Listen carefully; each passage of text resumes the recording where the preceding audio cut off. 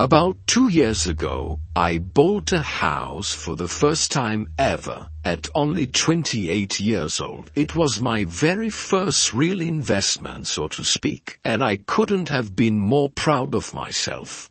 I was working in the entertainment industry with celebrities and influencers, so I was making a pretty good living. Most of my neighbors were friendly, some had kids, some didn't, and many stayed a bit in their corner. At home it was just me and my dog. Milo. Milo is an all-white Dogo Argentino as big as a small horse with a jaw powerful enough to tear off a limb. Good luck to anyone who wants to break into my house while he's here. The first week after I moved in, I met one of my neighbors who greeted me with the classic welcome to the neighborhood, followed by a batch of sugar cookies, the kind of welcome you see in the movies when someone lands in a new housing estate. She introduced herself as Brenda, told me she lived up the street, and it was a pleasure to meet me. A sweet, adorable little granny with a heart of gold. She added that these cookies were homemade with her own recipe. Surprisingly, I was allergic to wheat flour, but I didn't want to seem rude by refusing them. I just set them on the kitchen counter, wondering if I was going to throw them away or give them to someone in need. At this point, I had already set everything up and decided to invite some childhood friends over to celebrate over a few beers. It was already 9 o'clock. And since I had to get up early for work the next day, I knew he wouldn't stay long. Once we arrived, we watched a football game on TV, ate a bite, and just enjoyed the moment. At one point we were all talking together with drinks in hand. When I saw Milo staring at me in an odd position, I laughed and said to him, "What's wrong with me?" He let out a little groan and lay down. There, I immediately sensed that something was wrong. I had been putting water in for almost 5 years and had never seen it behave like this. I'm not a vet, obviously, but it looked like his mood was changing every few minutes. Happy, then sad, then downright angry. His behavior was completely different. One of my friends had a veterinarian, so he FaceTimed him and I was able to explain the situation to him. She immediately asked me if he had eaten anything he shouldn't have, or if he was taking any medication. I was going to say no. When I thought about cookies again, I then found a chewed plastic plate and half a dozen of those cookies nibbled and scattered in the hallway. Milo had been using it while I wasn't looking and I hadn't even noticed. 2 of my friends left and the other helped me rush into the vet. We got here just in time. The vet told us he was on the verge of dying. The symptoms he was showing were very unusual. They did several tests on him, and what they discovered left them in shock. He had high levels of brodifacoum in his blood. It is an extremely potent poison used to kill large rodents like opossums or pests in humans. It causes progressive organ failure. The body doesn't even know how to react to it. It starts slowly, but the effects worsen very quickly. It was later discovered that the poison had been incorporated directly into the cookies. Law enforcement took down everything I had on the woman who gave them to me, and after searching the whole neighborhood, they never found a trace of her.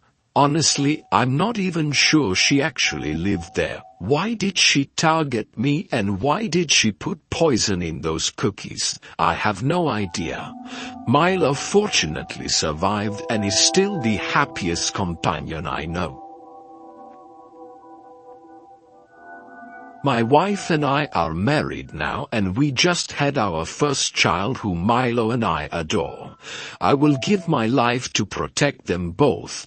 I lived in this apartment for less than a year. It was the ground floor, one bedroom east of the complex, a really old building with cheap carpet. The kind of place where your neighbors can hear you sneezing through the walls that said, it was pretty quiet overall. The majority of tenants were middle-aged or older, discreet people in debt, without great ambition. Sometimes you could hear arguments through the air ducts, or a party skidding a little too late. But it was rare.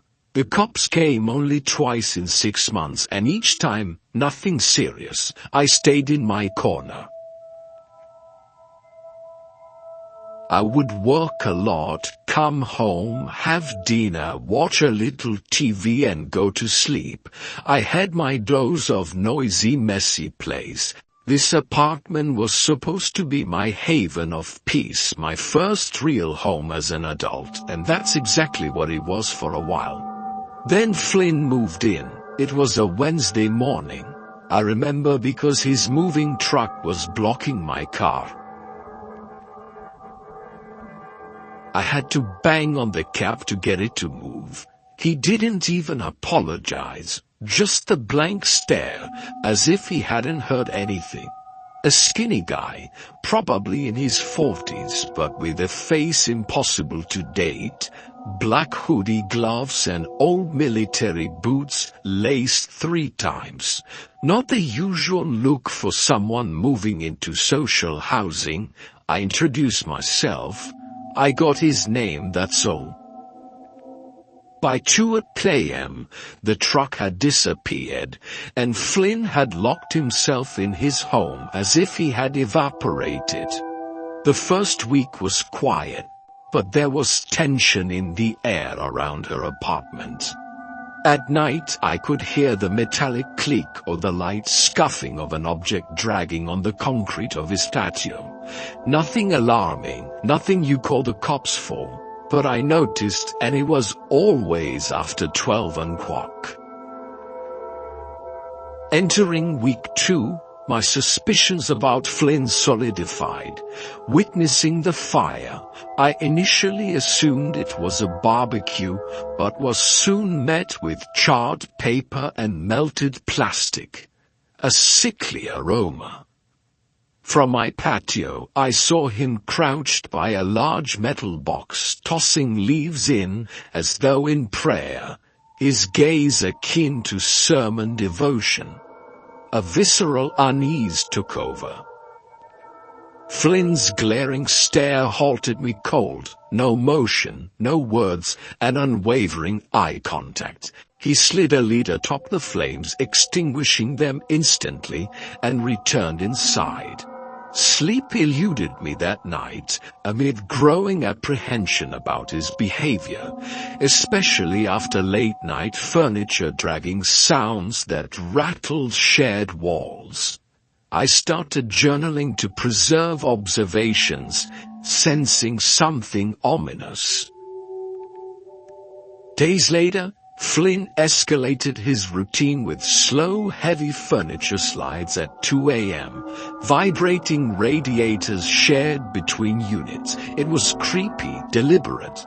I chronicled these actions in a notebook, not certain of foul play, but anticipating risk.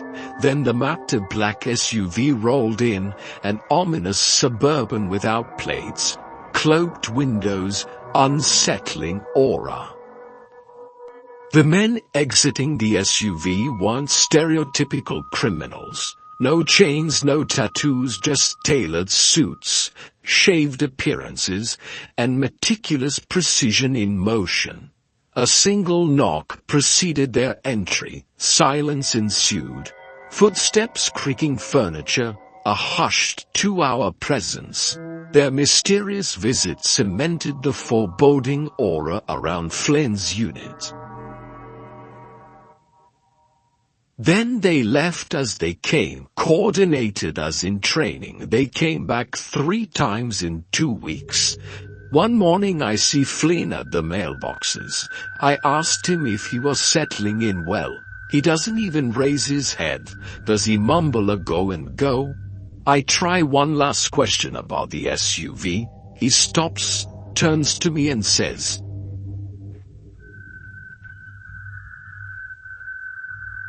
"If I were you, I'd mind my own business."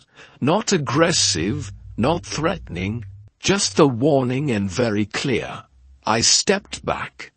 This guy clearly had connections that I didn't want to titillate, but I couldn't help myself.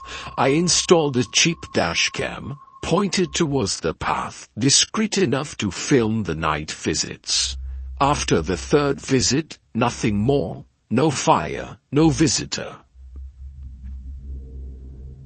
Not even Flynn. Then a couple arrived Friday night. McLaren silver, a man, a woman, class red carpet, Costa custom. He walks to Flynn's door. He opens the door even before he knocks. This time I hear bursts of voices. It's not calm, lively, nervous exchanges.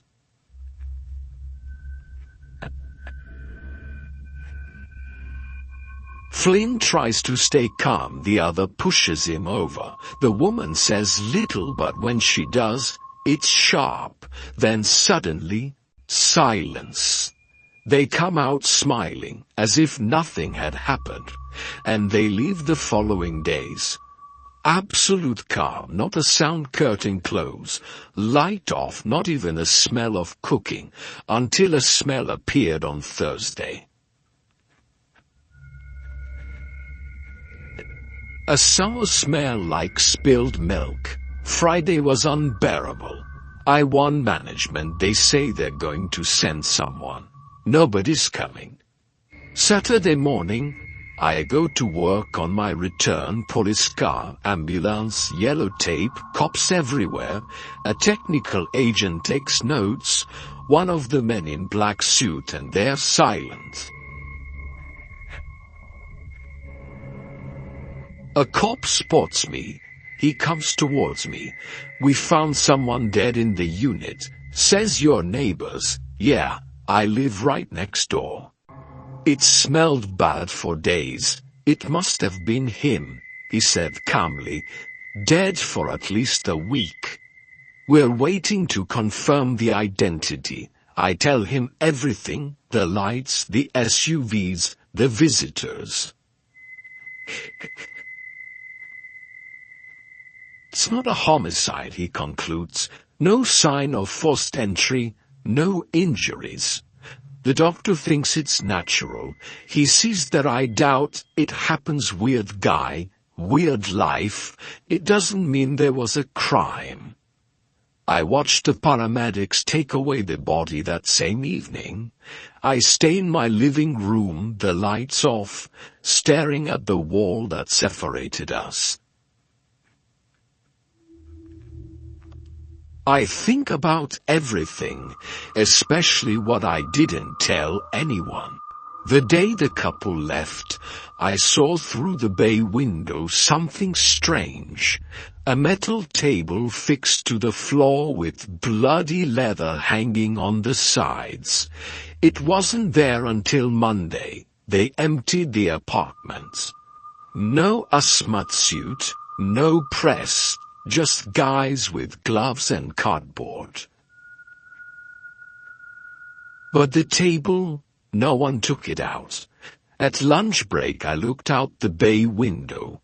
The straps were not leather. It was thick military canvas, stained with brown. The ground underneath scratched, as if he had dragged something over and over again.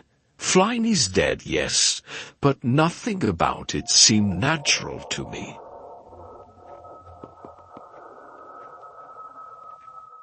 A week later the black SUV came back. No police, no lights. He parked at 5 on dock in the morning, stayed there for 1 hour, then left.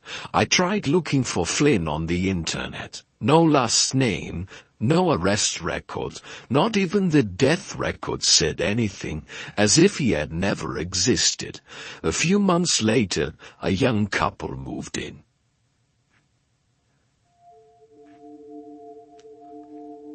Cullen nurtures a lovely baby, yet on warm summer evenings, as their French window slightly opens, I often hear faint scraping noises behind the wall and can't help but ponder if this family unknowingly resides above a hidden mystery.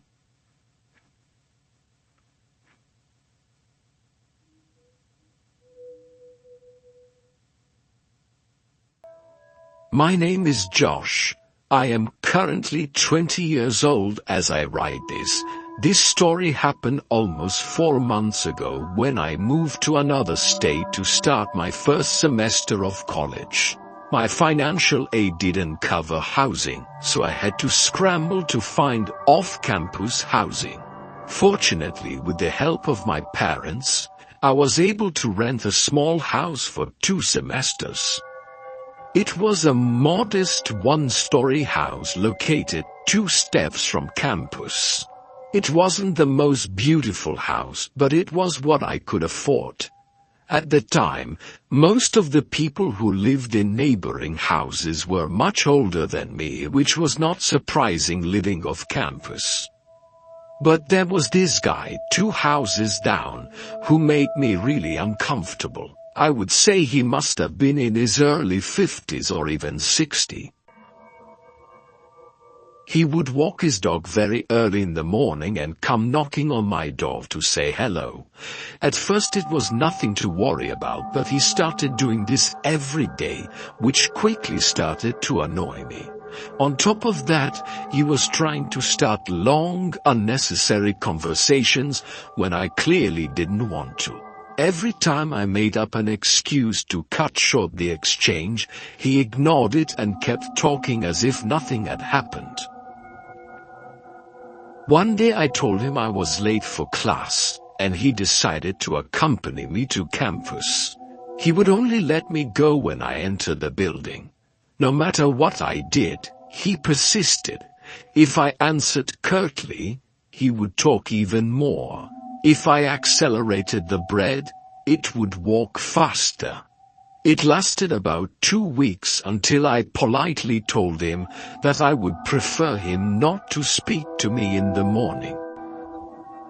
I needed to focus on my studies. He seemed to understand, but gave me a look of disappointment. I felt a little sorry for him, but I just couldn't go on like this anymore. Another neighbor once told me that he apparently had a personality disorder, but that he had no history of violence. When I asked why he was so hard on me, the neighbor replied that it was not for him to decide who lived here, that it was for the property manager to decide. In the weeks that followed, I didn't see him at my door or walk his dog. I found that a little fishy, but I prefer to believe that he had simply respected my requests. My life got back on track. I went to school and saw my friends. Everything was going well until one night something unexpected happened. I was in my room revising for a partial when I heard a little noise against my window. As the curtains were drawn, I couldn't see anything. 10 seconds later, same noise. I finally realized that someone was throwing small pebbles when opening the curtain. I saw him. He was standing there frozen, staring at me, and he wasn't even on the sidewalk, but in the driveway of the house. It was already late, so I decided to ignore the scene completely. I closed the curtains and turned off all the lights in the house. Then I checked that all the doors and windows were locked. I was scared to death, but I just wanted to feel safe. The next morning I gently opened the front door to see if he was still there. Nobody. I ran to campus without looking back. I glanced behind me to make sure he wasn't following me. The day went on normally. I saw friends attending my classes, and in the evening I went home. Upon arriving, I was greeted by a spectacle I had not anticipated. 3 or 4 police cars and an ambulance were parked in front of my house, flashing lights. I heard the talkies of the policeman and saw the paramedics place a man I did not know on a stretcher. Then I saw the cops handcuff my creepy neighbor and put him in a car. When I asked what was going on, an officer explained that the person injured was the meter reader. I had completely forgotten that he had access to the house. I had met him only once when I moved in by law. A lifter can enter the house even if the tenant is absent. He had entered through the back door to access the meter located in the basement, where my hidden neighbor was waiting for him. Armed with a knife from my own kitchen, he stabbed her in the shoulder. Apparently my neighbor was expecting me, thinking I was the one coming in. Someone in the neighborhood saw him go through the window even before the lifter arrived and had the good idea to call the police a few days later. I was relocated to another off-campus neighborhood, and my family was even reimbursed. I'm supposed to graduate in a few years, and while I'm going to miss college, I hope I never experience something like this again.